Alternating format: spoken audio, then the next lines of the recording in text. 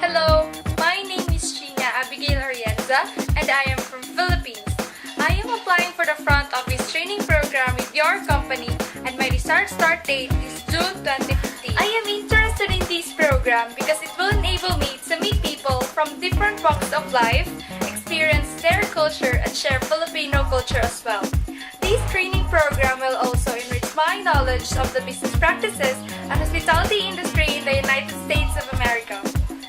The idea of doing internship in the US thrills me more knowing that aside from the experience, I am certain that I will gain new friends and build lasting friendships. I believe that through this internship, I will be able to learn independence, gain maturity personally and professionally, and it will enhance my skills in order to equip me in achieving my goals of becoming a successful hotelier someday. To tell you a little bit of myself, I am polite, well-spoken, and hardworking individual.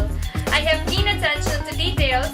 I perform my duties accordingly in a courteous manner, which I know will be helpful for me to execute whatever I will be tasked to do if given the chance to take part on this internship. I am approachable, friendly, with genuine smile, and I can work with minimal supervision.